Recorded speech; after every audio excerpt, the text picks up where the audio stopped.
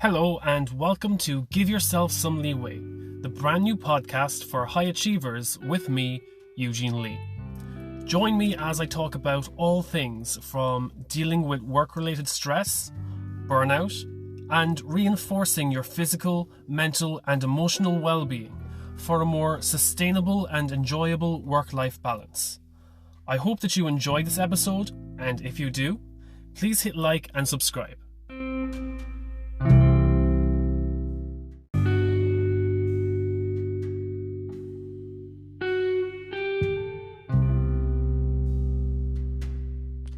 So let's move on to what we'll be covering in this episode. So over the next few episodes, I'll be talking about the life-changing lessons that I've learned from my experience recovering from burnout and the unexpected journey it took me on. Now, I've learned an awful lot about burnout and about myself over these last few years on my burnout journey. For those of you new to my content, I initially burnt out back in 2019 with the onset of symptoms as far back as 2014, which should give you an idea of how early on you could identify symptoms of burnout to prevent it in the first place. But we'll get to that later on. So on this journey and the whole burnout recovery process, I've learned an awful lot about what burnout really is, what it means, how to recover, and I've also learned, amongst other things, just how isolating and alone it feels to go through the burnout recovery process. Yes, it can be raw, it can be uncomfortable, and it can make you question some of your core beliefs. But part of that process opens your mind and awareness to areas of your life where you probably didn't realize you were depriving yourself and those around you. So the aim of today's podcast is to share some of the things that I've learned in the hope that perhaps some of you might listen to this and recognize the symptoms within yourself and be able to do something about it. Or equally, some of you listening to this might find it helpful and avoid slipping into burnout in the first place. So if any of these things are achieved, then my work here is done.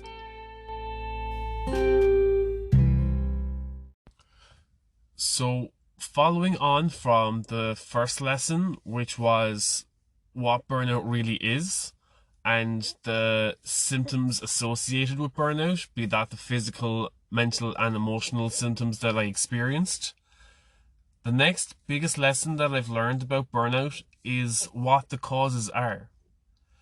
Now, if we were to go back and review the WHO definition of burnout, you cannot have burnout without a prolonged and intense period of work-related stress. So, regardless of your own internal risk factors or predispositions, it cannot happen or develop without that stress at work.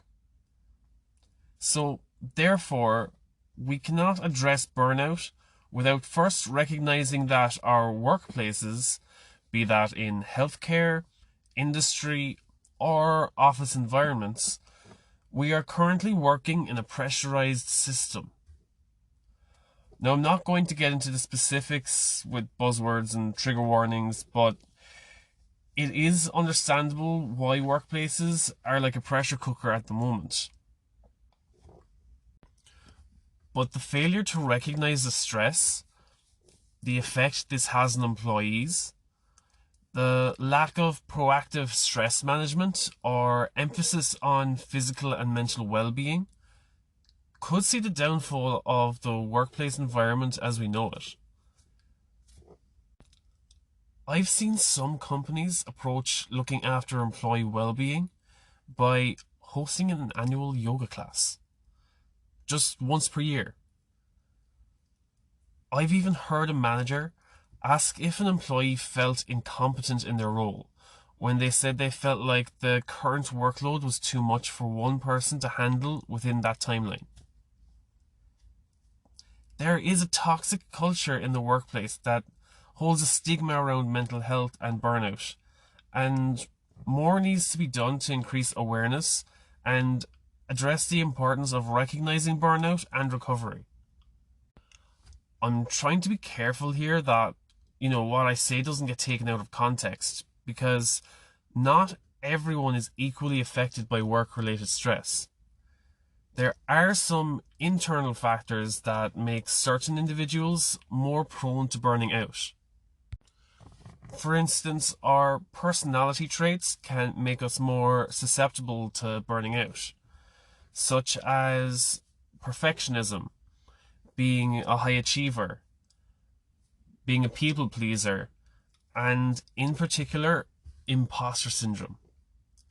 And especially in the case of imposter syndrome, even though you're a high achiever and you're probably really qualified in your field, you still believe that you're a fraud, and you live in fear of people discovering that you are a fraud.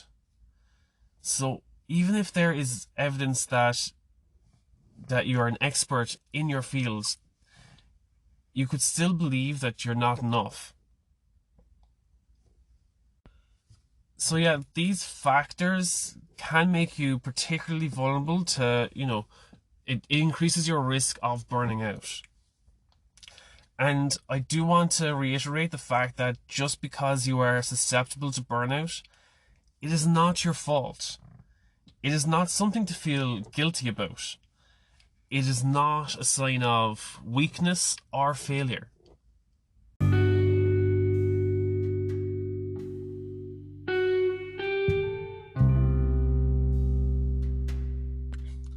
Well, I hope you liked this episode, and I hope you found it helpful. And if you did, subscribe to the show, because it makes sure that you don't miss out on new episodes, and it also helps me because it increases the rankings of the show a little bit, which of course makes it a little more easily found by other people who may like it just as much as you. And if you didn't like this episode or anything about the show in general, or if you have any ideas or suggestions, or just feedback that you want to share, shoot me an email, eugene@leeway.ie, and let me know what I could do better, or just what your thoughts are on what you'd like to see me do in the future. I read everything myself. I'm always looking for new ideas and constructive feedback.